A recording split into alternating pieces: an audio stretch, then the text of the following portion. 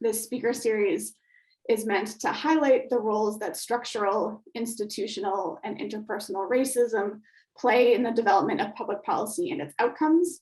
We know that these issues are multi-layered and intersectional, but critical to our understanding of public policy.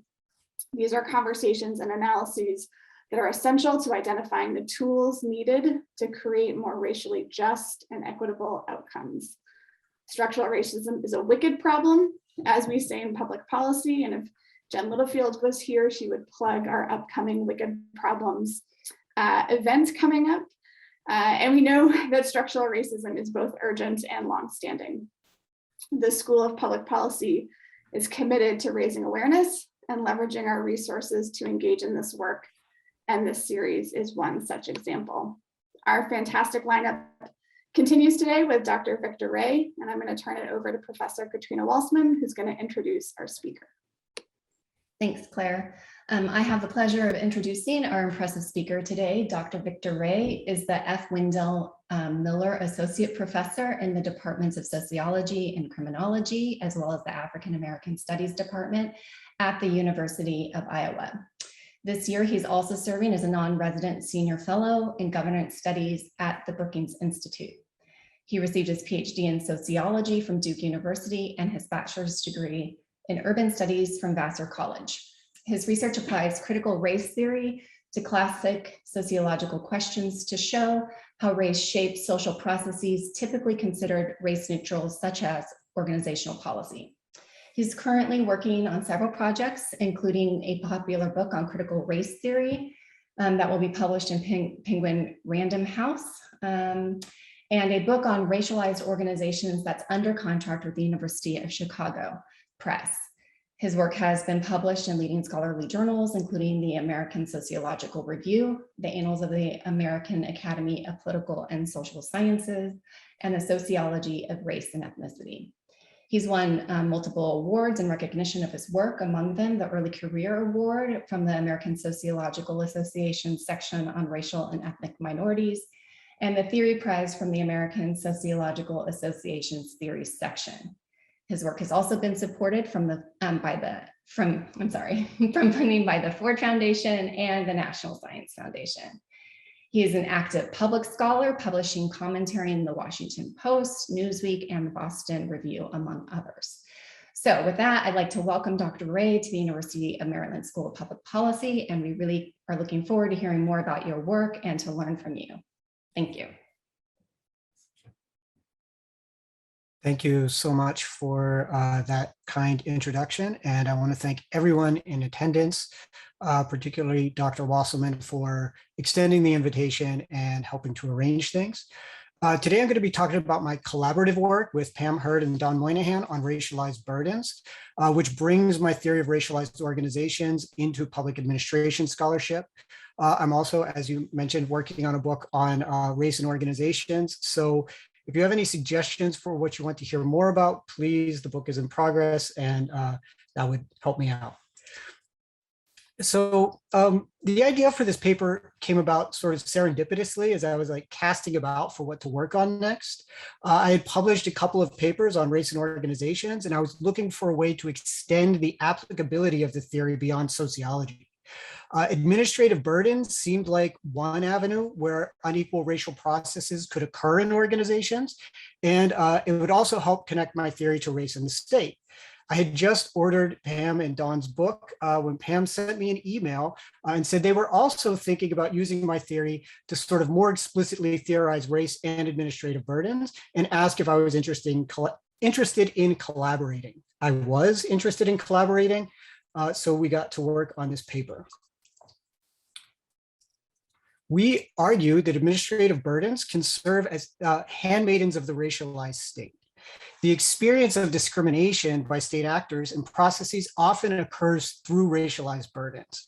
These burdens are a type of administrative practice that normalizes and reinforces patterns of racial inequality in public services, simultaneously reproducing disparate treatment while obscuring discrimination because bureaucratic actors are, quote, just following the rules. Racialized burdens can be either intentional but plausibly deniable covert rules, or facially neutral rules that disproportionately harm marginalized groups. They can arise or be exacerbated in the context of policy design, as well as through discretion afforded organizations and individuals during implementation. Prior work on race and public administration largely focuses on how the racial composition of bureaucracies influence outcomes for both bureaucrats, such as teachers and police officers, and for the populations they serve. Another stream of research focuses on street-level bureaucrats' use of discretion in ways that may advantage whites and penalize non-whites. The concept of racialized burdens complements these works by refocusing away from individual or sort of macro level to the meso level organizational governance that links macro level policies and individual micro level behaviors like discretion. One of the points of administrative burdens is that it removes some discretion from individual actors, sometimes including public officials, by imposing onerous rules and compliance procedures. Although shared racial identity between bureaucrats and clients might encourage individual non-white workers to show solidarity and use discretion in ways that resist or undermine harmful rules, policies and organizations ultimately set the boundaries for such discretion. Thus, racialized burdens can pull bureaucrats who are personally supportive of racial equality into the machinery of structural racism when they faithfully just apply onerous administrative procedures. Research on administrative burdens has drawn attention to the public experience of the state. Racialized organization theory assumes that the state relies on organizations to govern, and that those organizations are not race neutral. Instead, the state is imbued with racial meanings that are contested, consolidated, and acted through collective organizational actions. Racialized organizational theory examines the habituated patterns of cultural norms and resource distribution that exist beyond the preferences of individual organizational members. In doing so, racialized organizations treat administrative practices, including the application of policy requirements, organizational rules, and resource distributions, as mechanisms explaining persistent patterns of social inequality. Here, I think it's important to pause and consider what we mean by race in the context of racialized burdens. Race is a socially constructed relational category that organizations use both as a rationalization and justification for differential treatment. Racialization is the relational process of ascribing meaning to objects, people, and processes that are often thought of as race neutral. And importantly, racialization is not a synonym for non-white. You often hear people say a racialized group, but under my theory, all groups are racialized. Thus, all white or white dominant organizations are also racialized because white is also a race. And so rather than thinking about race simply as a demographic characteristic or individual identity, I think about race as a constitutive feature of organizational structures. Racial processes influence the likelihood that an organization is going to be founded, an organization's daily operations, and the chances of an organization's long-term survival. I think this latter point became very clear during the coronavirus pandemic when many Black and Latino organizations and businesses were forced to close down because they had not the resources to survive the pandemic. Racialized organizations theory also departs from a focus on individual racial identity or demographic composition because it argues that organizations encode racial processes that shape individual racial identity. Organizations channel and in some cases limit how individual racial identity can be expressed. Thus, the race neutrality central to some organizational theory is possible in principle, but in practice, entrenched ideas about racial superiority and inferiority mean that both state and private organizations typically distribute resources in ways that advantage dominant racial groups. This contrasts, I think, with the work of other scholars who do research on race and organizations, who see race as ported in, something external to organizations and ported in, or who see that minority racial identity or demographic composition as the key factors of racialized organizations. My theory also consists of two main parts. The first part argues that organizations are racial structures. It combines ideas about race with material and psychological resources. The second part is a set of tenets that sort of flow from that definition. That is, racialized organizations enhance or diminish the agency of racial groups. Racialized organizations legitimate the unequal distribution of resources. Whiteness often serves as an organizational credential, and formal rules are decoupled from organizational practice in ways that are racialized. We conceptualize racialized burdens as mechanisms of racialized organizations. One of the ways that ideas about race and resource distribution are connected. These burdens can shape and channel agency because they increase the frictions that we experience when we interact with public services.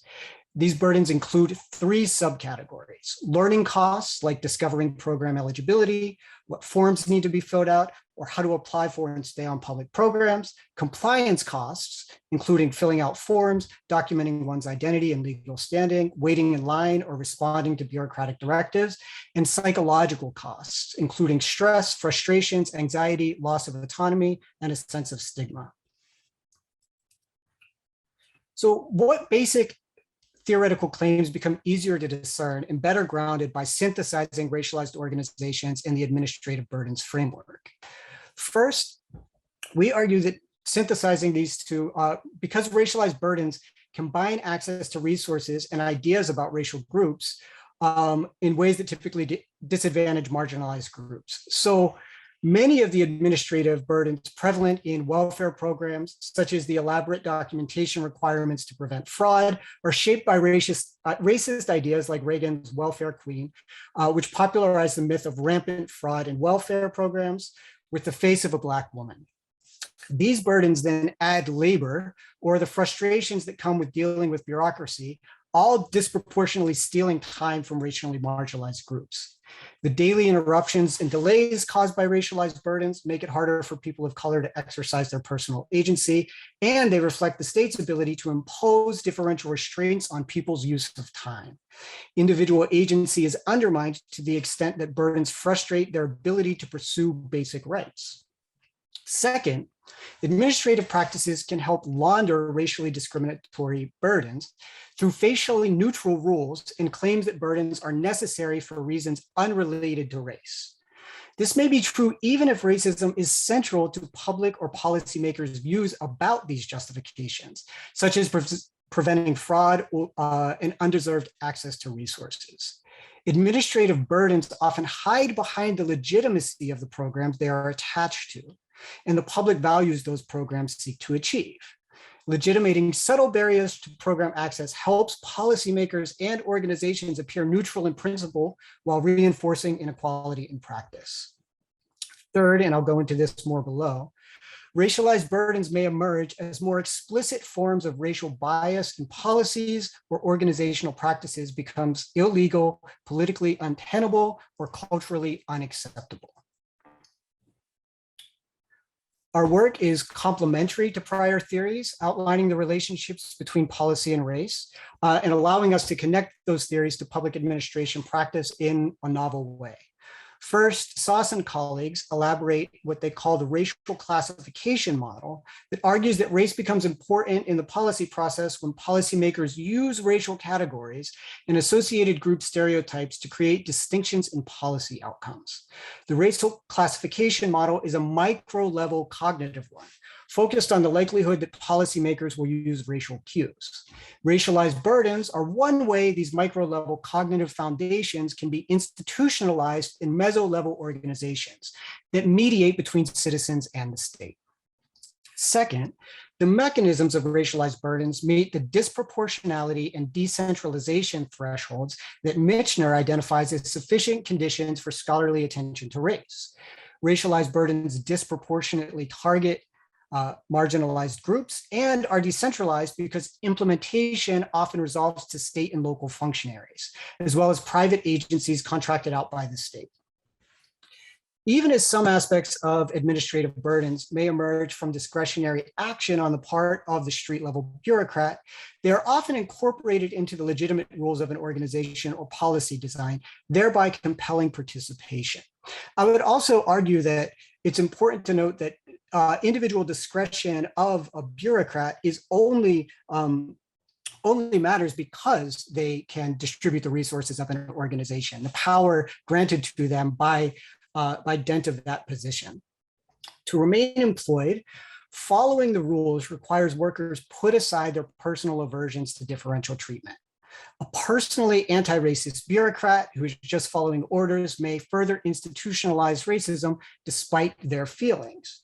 For instance, Celeste Watkins-Hayes argues that levels of individual discretion are organizationally channeled, such that intra-racial relations between clients and bureaucrats might be more constrained and class boundaries more important for minority group members than for people in the majority group. And this is because minority group members are subject to extra scrutiny by white bosses and more likely to be accused of racial favoritism if they help a client who is of their same racial group. Thus, allegedly neutral bureaucratic rules can be decoupled depending on the racial identity of the participant. And to be clear, this is not an attempt to absolve individuals of complicity in harmful practices, but the point of institutionalizing administrative burdens is generally to direct and minimize individual discretion and compel people who would act otherwise to act in response to the burdens. In this respect, racialized burdens become organizational tools that combine the agency shaping aspects of bureaucratic hierarchies and policy structures with cultural ideas about groups to influence resource distribution. Buried in arcane rules, racialized burdens can provide a colorblind gloss for policymakers that might be sanctioned for openly disenfranchising Black voters or denying welfare recipients their benefits. By complicating seemingly neutral policy preferences, politicians and administrators can effectively leverage a tool to maintain white domination. So now that I've outlined the basics of the theory, I'm going to show its applicability in 3 domains: immigration, voting rights, and the social safety net. Racialized burdens feature prominently in US immigration processes. Whiteness has quite literally been a credential, both defining who can be a legal citizen in immigration law and shaping the experience and consequences of burdens. Presidents have used executive branch authority to create burdens that exclude racially marginalized groups, in part by making the process so costly in time and money that many potential immigrants just give up. For example, from 2016 to 2020, the Trump administration dramatically changed the nature of US immigration policy and practice, reducing the ability and thereby agency of both legal and undocumented immigrants to enter the country. It did so without a single piece of legislation, operating entirely through executive branch power. While some changes effectively altered the eligibility of who could enter, others made the processes of getting into and staying in America harder through burdens that disproportionately affected racially marginalized immigrants. While the Trump administration's actions were labeled at odds with an American ethos of welcoming immigrants, many of the tools employed echoed previous eras of anti-immigrant sentiment. For example, the Trump administration expanded the naturalization test for citizens, adding more questions. The origins of the citizenship exam can be found in the 1906 and 1952 Immigration Acts, which added English language and civics requirements during periods of anti-immigrant xenophobia. The Trump administration also resurrected the public charge principle, which limits immigration opportunities for those who might become dependent upon state benefits. The result was to increase compliance costs by forcing individuals to document financial resources. For immigrants seeking to come to America, the State Department used the policy to increase the number of visa denials tenfold, with 94% of denials concentrated in 6 countries with majority non-white populations. In other areas, US immigration policy has moved from explicitly racial designations to colorblind policies that nonetheless target racially marginalized groups with burdens, effectively maintaining whiteness as a credential. Contemporary language surrounding illegal immigrants, characterized as cheaters who, quote, need to get in line and naturalized the right way, is used to legitimate how the immigration process through burdens shapes the agency of racially marginalized groups. This language justifies the extension of exceptional burdens around the naturalization process, which can take years before eligibility and requires navigating a Byzantine bureaucratic process. When the Trump administration restricted travel from Muslim-majority countries or limited student visas from African or Middle Eastern countries, the formal justifications evoked out-group threat made on national security rather than racial grounds, I mean, outside of his tweets, but the effect was to exclude non-white groups. The Trump administration also differentially restricted people's agency by stealing time. For example, it reduced staffing and closed overseas consuls, as well as offices that provided help to refugee applications, even as they demanded more documentation from applicants and required in-person interviews from some applicants seeking to enter the US. Such changes increased learning costs for those asked to understand the new policies, compliance costs via delays and additional documentation, and psychological costs via stress and frustration. Applicants for refugee status presenting themselves at the border face similar burdens in more dire circumstances. While international law confers a right for a case hearing, the Trump administration adopted processes to effectively void such legal rights. This includes deliberately slowing the process of applications, creating months-long backlogs. The Migrant Protection Program required asylum seekers to stay outside the US while they waited for a hearing, typically in Mexican border towns, often in highly dangerous conditions.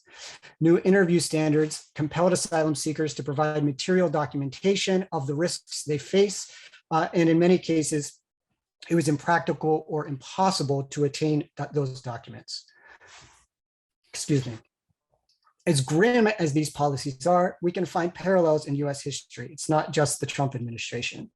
And in the run-up to and during World War II, nativist members of the State Department used similar tactics to block the migration of Jewish refugees.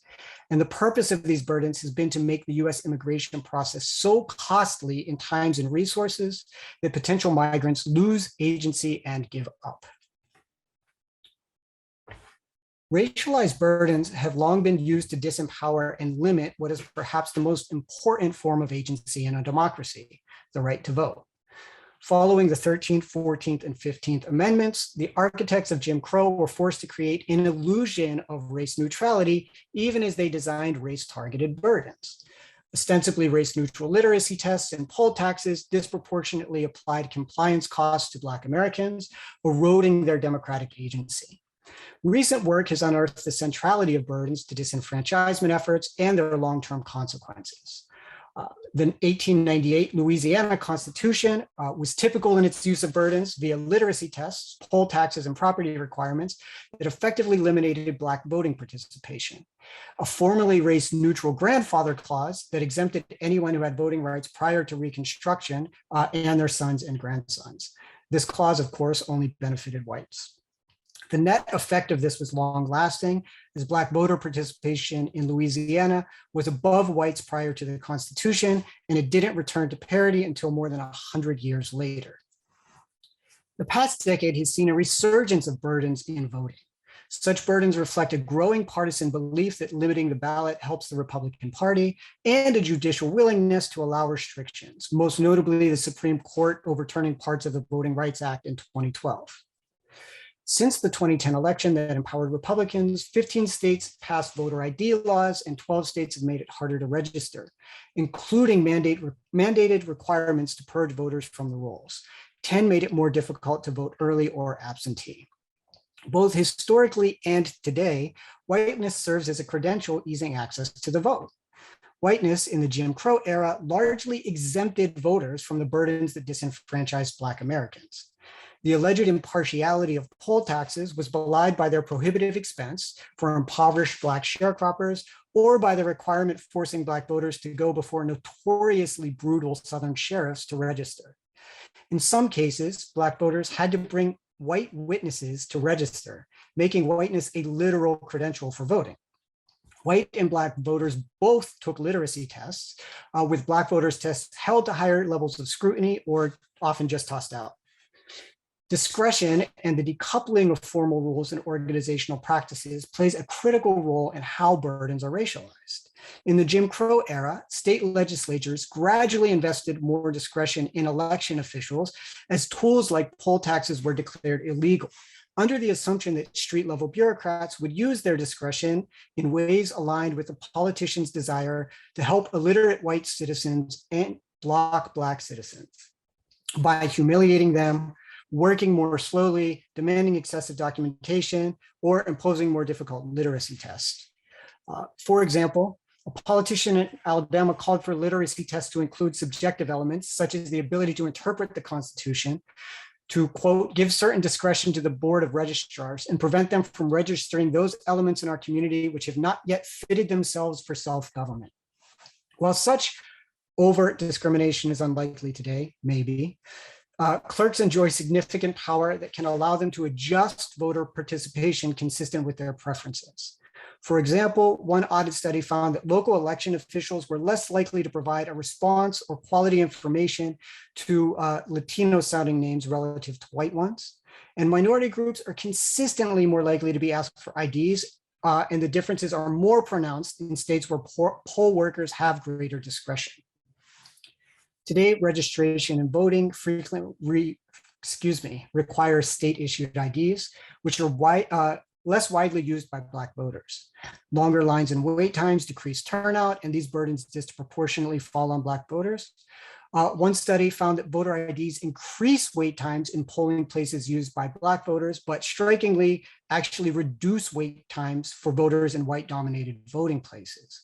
Black and Latino voters reported waiting 45% and 46% more time respectively than white voters in 2018. Racialized burdens are also legitimated through fraud claims. Such claims have consequences. Historically, Black people registering to vote face threats from white supremacist groups. Today, voters may still worry about being accosted by poll watchers. In 1981, the Republican Party was barred by a consent decree from organizing poll watchers after they posted armed and uniformed private contractors to polling places in predominantly Black and Hispanic neighborhoods with the premise of fighting fraud. The consent decree was lifted in 2018, even as President Trump falsely insisted voter fraud is widespread and sought to recruit a, quote, election security operation. Trump's baseless insistence on widespread voter fraud claims, most frequently directed at jurisdictions with large populations of Black voters, has undermined faith in basic democratic processes. In some cases, the line between historic strategies to legitimate disenfranchisement and current practice is unbroken. 11 states feature laws that prevent current and former felons from voting. About 6 million potential voters are disenfranchised as a result. Given how racism has shaped the criminal justice system, such laws both disproportionately target Black Americans and meaningfully affect the composition of the electorate. Florida's felon disenfranchisement law was the most egregious, blocking about 1/4 of all disenfranchised felons in America, and tracing its roots back to the post-Reconstruction's policies targeted at newly enfranchised Blacks.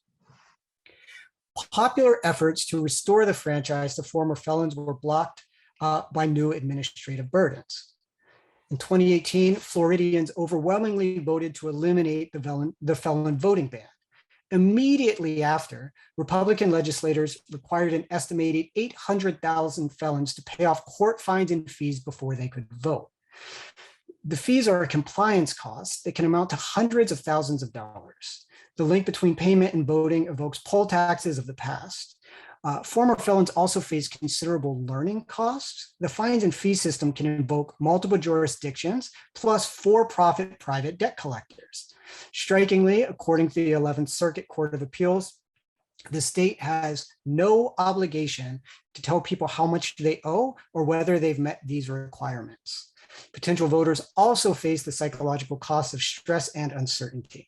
If they vote based on a mistaken belief, they've satisfied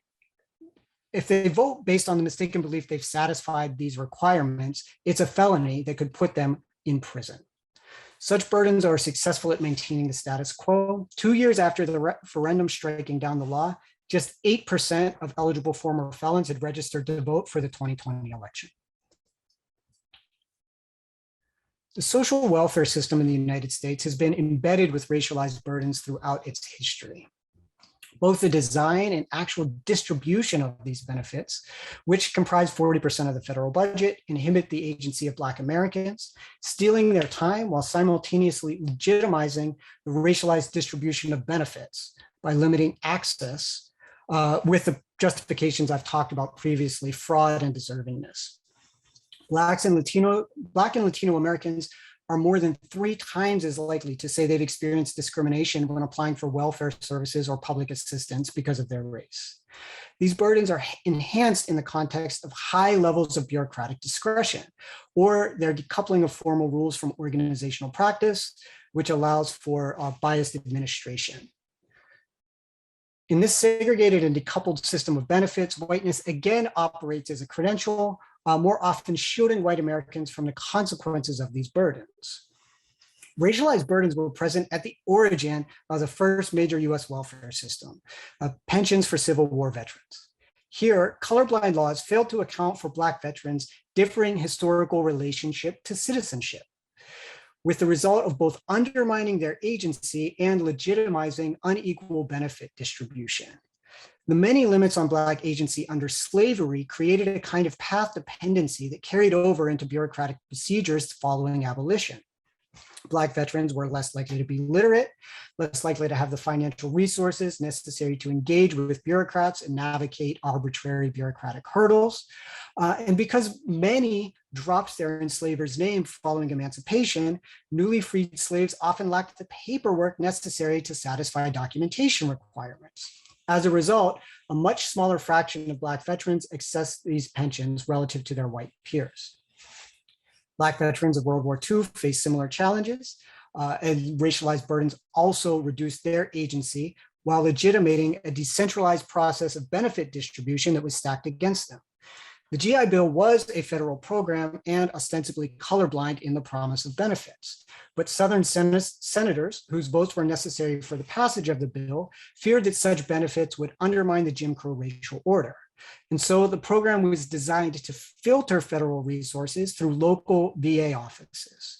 Here, local public officials and private actors, such as loan officers and banks, devised burdens to exclude Black veterans. The result was to constrain Black Americans' access to a wealth-generating mechanism, homeownership, that proved central to the mid-20th century growth of the white middle class.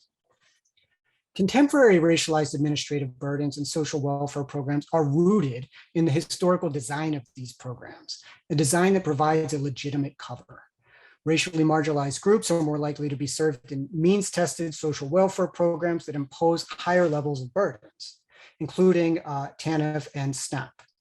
By contrast, white beneficiaries are disproportionately served in social insurance like Social Security and tax subsidy welfare programs, like employer-based health insurance, where administrative burdens are actually borne by the government or private bureaucracies, removing the frictions that are imposed on racially marginalized groups.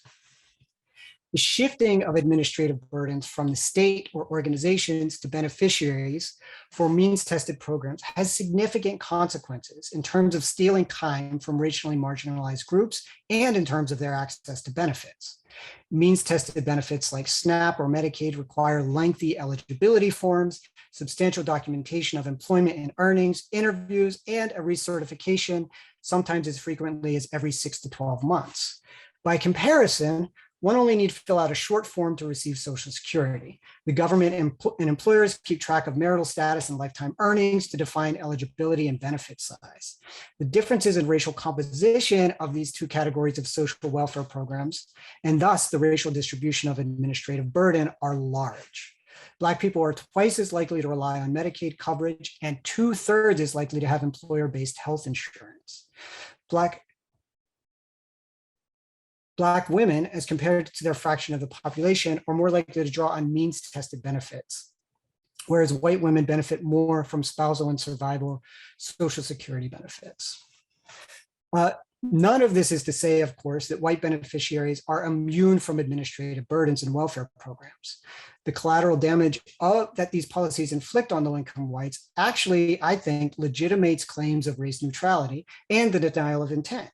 even as the policies disproportionately impact racially marginalized groups. Such an approach may reflect a, quote, divide and conquer political strategy that helps to undermine policies portrayed as benefiting Black Americans. Such legitimations also help to explain the paradox that while more whites receive welfare, the visual images that people see and associate with welfare are often negatively framed images of people of color. Indeed, there's robust evidence that the attacks on the federal welfare programs, some of which have been around since the 1930s, parallel with Black beneficiaries gaining access to these programs via the 1960s Civil Rights Movement and the 1964 and 65 Civil Rights Act.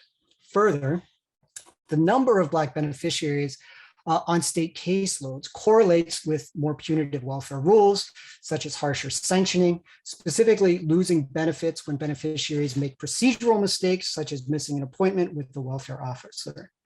Bureaucratic discretion can further entrench these racial inequalities, in part by enhancing the credential of whiteness. Discretion is applied unevenly to Black and white claimants in traditional welfare programs like TANF. Welfare caseworkers, for example, are more likely to penalize Black participants for failing to navigate burdens, such as missing an appointment, while white beneficiaries are given the benefit of the doubt. So we have argued that understanding relationships between public organizations and race requires a historical perspective on the roots of racialized burdens. The offspring of burdens employed in the Civil War pension system, social welfare programs, voting procedures, and immigration in the late 19th and early 20th century can be found in contemporary policies and programs. The historical reoccurrence of racialized burdens and justifications that disempower racially marginalized groups is a compelling argument for the durability and intentionality of these burdens. Attention to history reveals not just the durability and mutations of racialized burdens, but of understanding of why they emerge and adapt.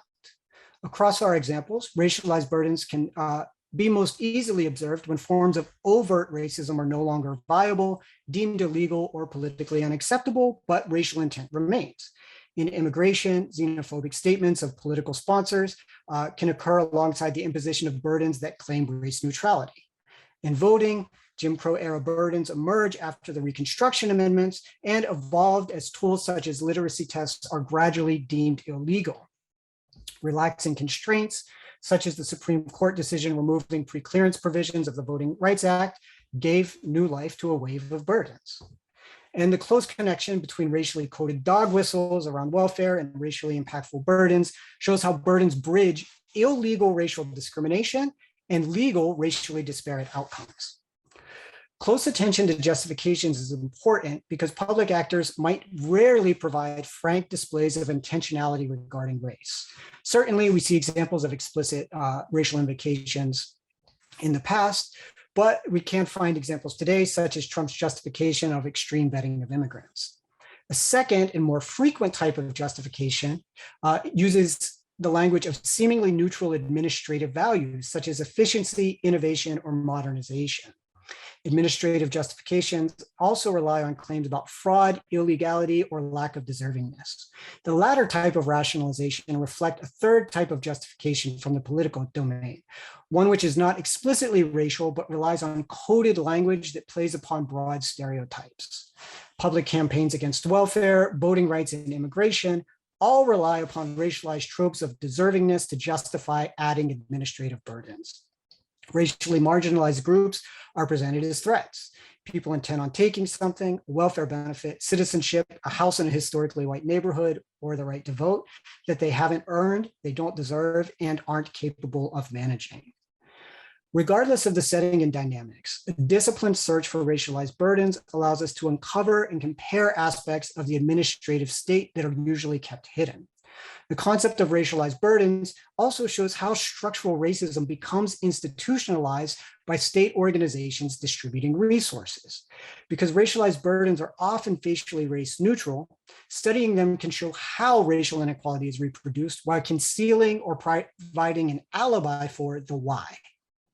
Our examples illustrate how these burdens differentially distribute statuses, resources, and punishment. Ultimately, racialized burdens shape the agency of racially marginalized groups by limiting their legal rights and access to resources. Thank you. Thank you very much, Dr. Ray. That was incredible. And you've given us so much to think about how these burdens are showing up at so many different tiers of our administrative state.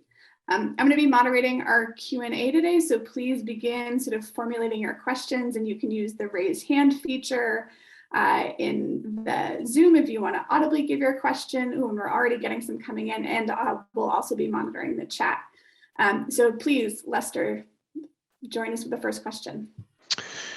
Great talk, Victor. Thank you for that. I found it very stimulating and interesting.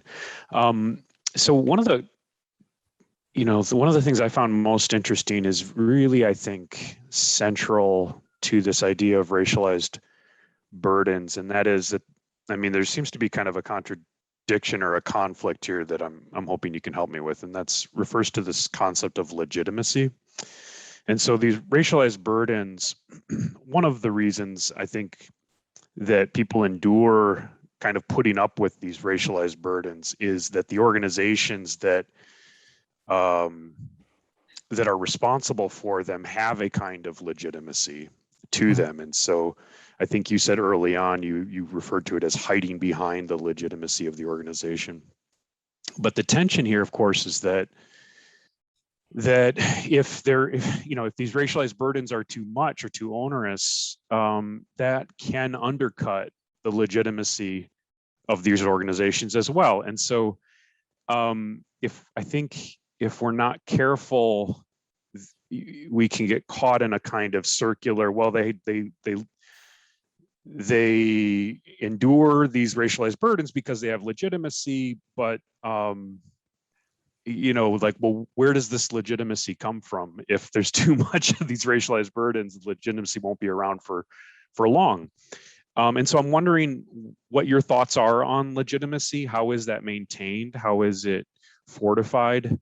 To kind of get out of that circular sort of logic. Sure. I think this is a really interesting question, and it's sort of how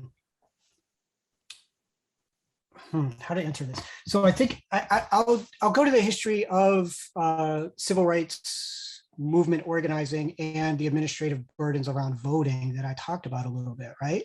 For a large, nearly 100 years, those were considered legitimate by the majority of the white population, even though they were clearly and patently discriminatory, right? And that they drew on formal neutrality of the Reconstruction amendments to do it. And their illegitimacy and what made them ultimately overturned was social movements showing that, look, this thin veneer of race neutrality is not true. And so I don't think, I think legitimacy, in my broader paper on racialized organizations, I draw on the work of like Benia Silva and Omi and Manat to argue that this stuff, there's sort of like no final answer because these are constantly contested categories and ideas. And so at some points, the legitimacy of, say, the voting system is strong enough to withstand something like January 6th. But if you have too many January 6th, it will no longer be considered legitimate by a large portion of folks, right? And so I think that is an open question, but I do think you can look at sort of long periods of stability and say, this was considered more legitimate than the alternative, right? And I think we have major conflicts around, say, voting rights right now, where the basic legitimacy of it is being called into question, both by folks, I would argue, who are interested in disenfranchising more Black voters and folks who are interested in, increasing the power of non-white voters more broadly. Chinieri, and I apologize if I've mispronounced your first name. Please. Oh, hey. I'm so offended. How dare you? I'm just kidding. It's Chinieri. It's fine. Hi, Victor. Thanks so much for your chat. It's a fascinating discussion. I love your piece in AJS. I believe that's where it was published. I've been like highlighting it and making notes and thinking a lot about it.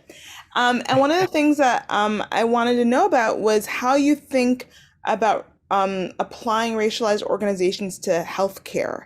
I'm thinking about things like hospitals. So as you were talking, it reminded me of Ada Wingfield's work, in which these Black healthcare professionals are essentially doing the DEI work that these hospitals and these institutions claim is so important to them and so like critical to like their goals as an organization, but then aren't really doing very much to implement those to meet those goals. And that these workers are the ones who are taking on the additional labor, this racialized labor in these organizations of the DEI work. And I was wondering if you could tie that in. But also, my second part of this question, sorry for a two-parter, is about capitalism. Like, where's capitalism in all of this? Because part of what makes these organizations legitimate in their ability to do this work of reproducing racism is that they have people who are working for them for wages, right? Who are earning an income. And so even if you don't agree with the way that your organization fails to, or is handling DEI, or handling trying to quote unquote dismantle racism, like you're still paid, you're still getting paid, you have to pay your bills. So if you could talk about that, that'd be really helpful. And that goes from everybody from like the person who's the janitor up to the CEO who has like their multiple houses that they need to like pay mortgages on. So if you could talk about that, that'd be really helpful. Yeah, a couple of things. So I love Adia's work. Both she has the ASR piece about how one's position in an organization shapes their ability to see structural or individual racism. And then her book that you're talking about, I also love. I was on Author Meets Critic with her, and she calls that racial outsourcing, right? And how organizations bring people of color into, I mean, she's talking about hospitals, as you point out, but I think there's some work in sociology of ed that shows a very similar thing, which they call it racialized equity labor. And so it's about how organizations bring people of color in, and I think unequally distribute resources, right? There's a particular type of labor that they expect from people of color that is tied to their racial identity and diversity that is not expected from other folks. And so, yeah, I think Adia's work and my work is related. And yeah, I think it's in line with my arguments about resource distribution. The second thing on capitalism, I'll answer this two ways, perhaps neither of which will be sort of fulfilling, but we'll see. So the first is, I think my paper on racialized organizations was trying to intervene in organizational theory in a way that I thought was important. And that is, organizational theory takes capitalism as a given, oftentimes, right? And so the, sort of one's location in a workplace hierarchy and class position and the ability to raise capital to start an organization and have it continue are all assumed.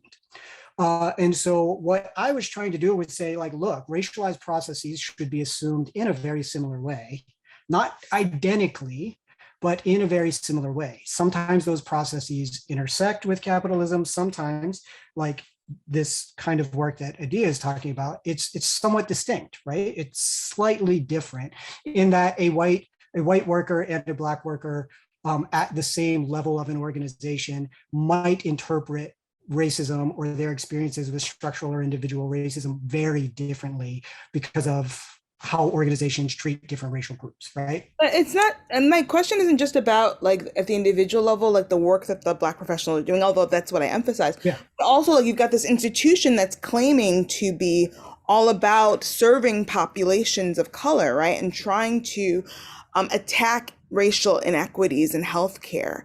And so if you could speak to that especially, that would be really helpful. So, I mean, maybe I'm unclear on the question. I think that there are very clear racial inequalities in health outcomes, both from broader social processes and as a result of like unequal care in hospitals, right? And I think that also, if we think about, resource distribution, the theft of time, the theft of life expectancy, all of those things are related to the sort of broad arguments I'm making in my theory. Even if we think about where hospitals locate, right? And who gets served by hospital location under a capitalist system of resource allocation for healthcare.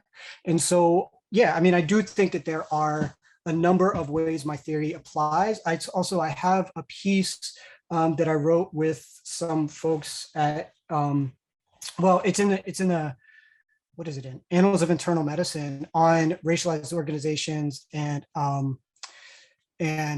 medical school training, right? And so this is a little bit different. This is a little bit different than what you're asking. And we have another piece that's expanding that's recently revised and resubmitted.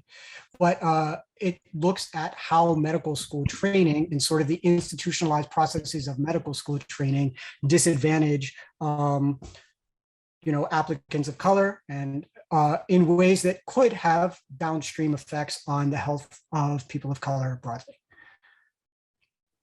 Great, thank you. Bill, please. Thanks very much, Victor. It was a great talk. I really enjoyed it. I was really interested in your discussion of street level bureaucracy and street level bureaucrats. And what it sort of brought to mind for me is that, police are sort of the classic street level bureaucrats.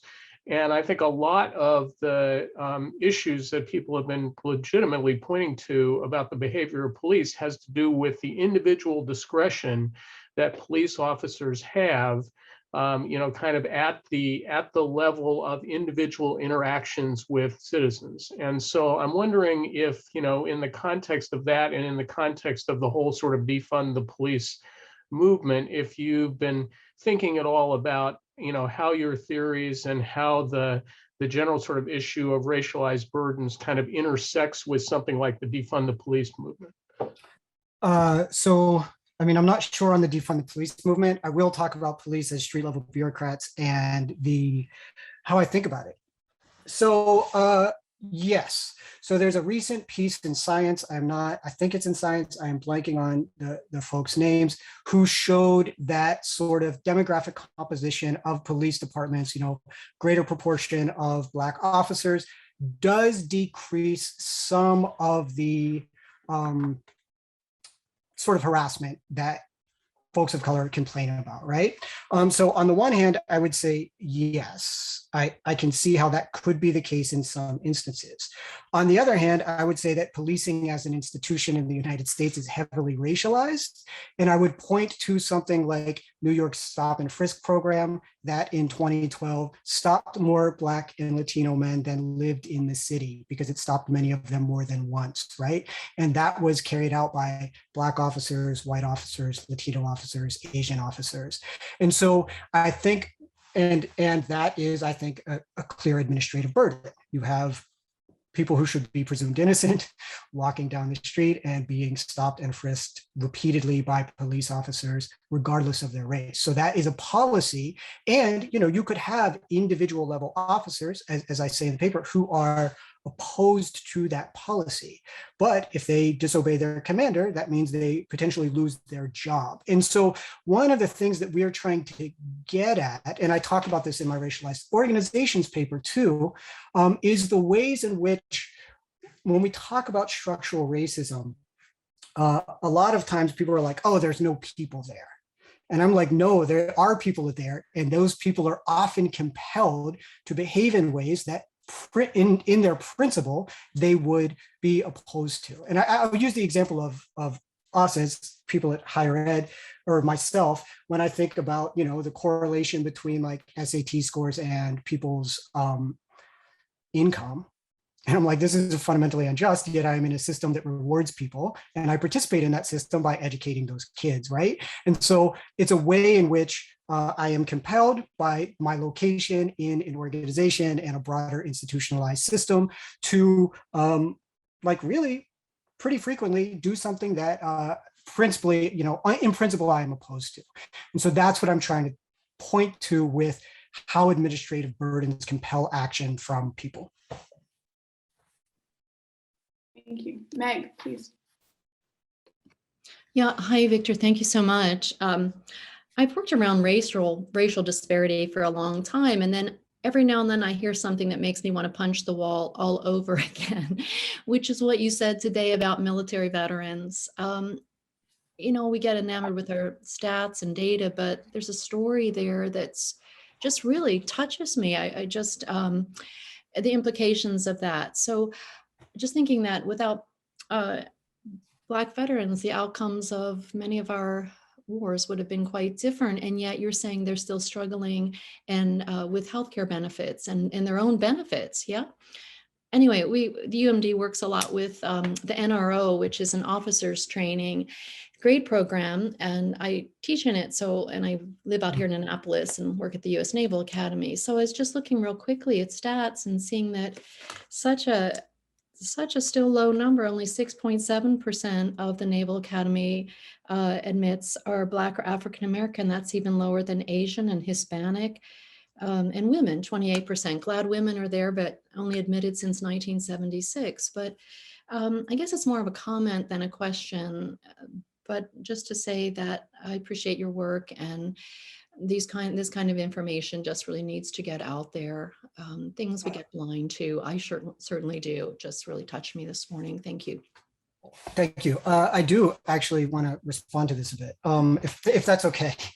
In that I did my dissertation on race and gender in the military, and I did it simply because, like, I did not go into graduate school thinking that's what I was going to do, but my thinking on organizations is heavily reliant on that, because in many ways, if you look at sort of the history of sociology, a lot of actually work from folks at Maryland, that the military decreases or selects upon Black folks, but it decreases a lot of the inequalities that we see in the civilian labor market or in civilian life. However, so everyone has healthcare, everyone gets paid the same at rank.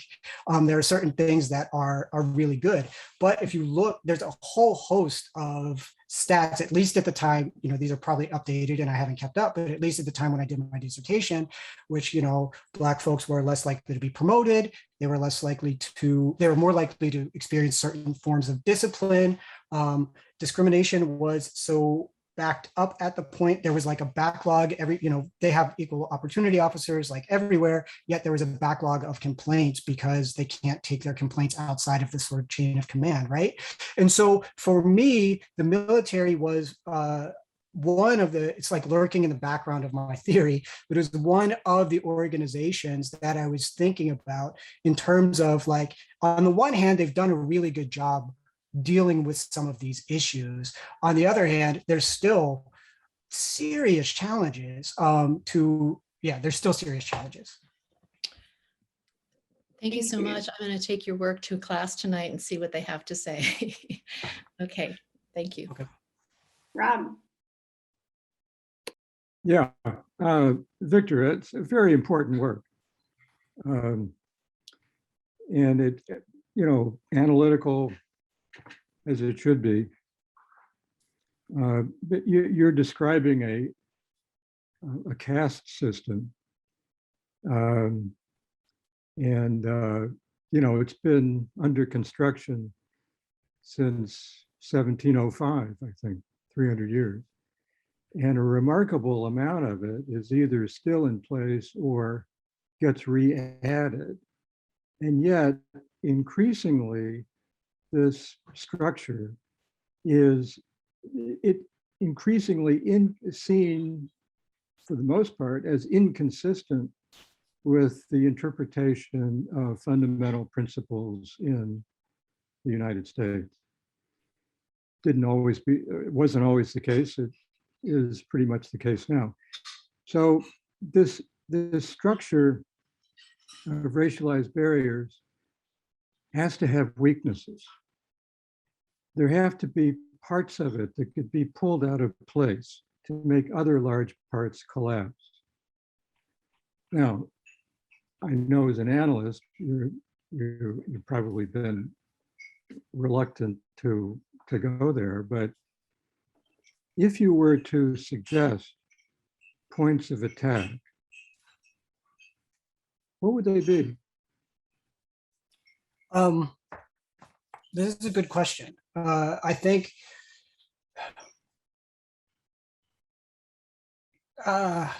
And this is a case in which I'm like, try everything.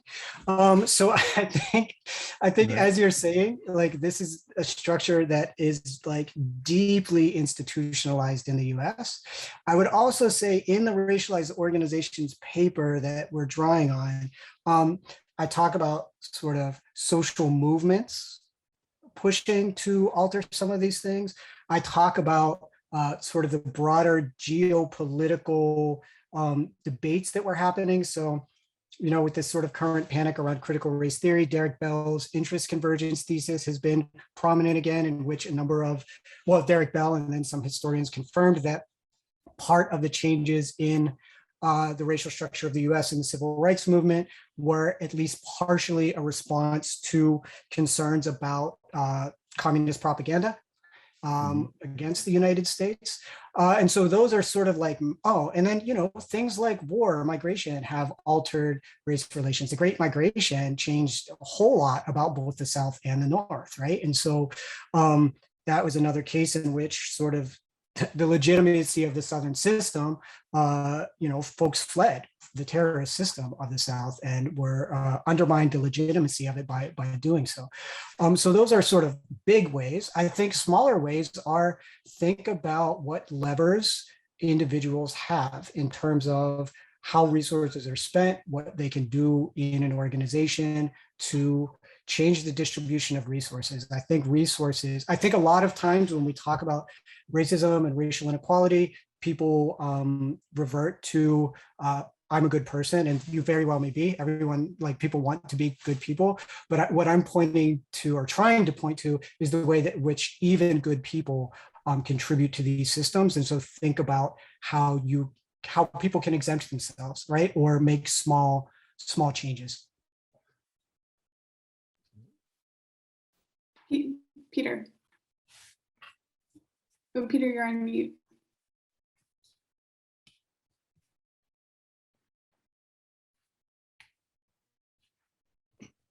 Why doesn't Curtis go first?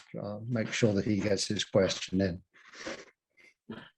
Sure, Curtis, do you want to go ahead? Sure. And thank you, Dr. Ray, for the presentation. There's a saying that there's no such thing as a malfunctioning system. Systems, you know, produce exactly what they were designed to do. And I'm an adjunct in education policy, but also a practitioner. And so my question to you is more so looking at the inputs versus the outputs, and the idea that, do you believe that in its current form, the K-12 education system in America can respond to your research and data in its current form? And how would you recommend we move forward, particularly through K-12 education, this idea of reform versus sort of revolution from where we've been? You know, also, if you just want to add another caveat, if you think about this discussion about the positive and negative impacts of Brown versus Board of Education, and there's a growing number of African Americans who believe that in many ways there were negative outcomes from Brown, particularly the tremendous shortage of Black teachers, and just the role integration has had on Black wealth. And so I just want to get your take on, you know, as you think about the K-12 system as a system, again, just, you know, as I mentioned before, do you believe it is, you know, created to produce the outcome disproportionately among African Americans and lower income folks? But also, if we continue down this road, will we continue to see the same outcomes? And if not, and if so, what your recommendation is on how to reform or revolutionize K-12 education? This is like beyond my pay grade. So let me preface this by saying I am not an expert in K-12 education. What I will say is, nonetheless, I know that, you know, by some measures, K-12 schools are more segregated now than they were prior to Brown, and that the resource distribution between schools is, I mean, it's profound, right? It's profound. So in those cases, I mean, yeah, this is a question of which I don't know. So my impetus is to say like resource distribution is the way, but I think I'm going to say a couple of things. One is I think what you're saying about, you know, disillusionment with desegregation or integrated schools in the Black community is interesting. And again, I'm teaching the work of Derek Bell this semester, and like Bell had similar concerns about like his role in the civil rights movement and what Brown meant, right? And so this is a long-standing complaint or recognition. And I think, you know, there were other folks who were like, look, integration is a strategy to get resources. And one of the things that I say in my, and it's not about like being closer to white people, it's about getting resources and equal education for Black kids, right? And so one of the things that I think about a lot in my theory is how, again, I don't think there's an end to policy that's going to fix these things. I think it's a constant, this is like not, you know, encouraging, but I think it's a constant struggle, because oftentimes with the question you're just asking me, oftentimes people are like, well, what works? And depending on the measure you're looking at, so if you're looking at, for instance, integrated schools and the test score gap, when schools were more integrated, the test score gap was actually closing, right? And I always tell my students, we didn't get rid of that because it didn't work. Folks got rid of it because it was working. And that created a new set of threats for some white Americans who were worried about this closing gap and what it meant for their children. And so resources shift under new historical conditions, or the mechanisms that create inequality shift under new historical conditions. And you have to figure out new ways of addressing those new conditions. So yeah, I don't have sort of a single answer, but I think like for me, it's like there's not a single policy fix. There's an unspooling history of like folks fighting for equality and folks fighting against it.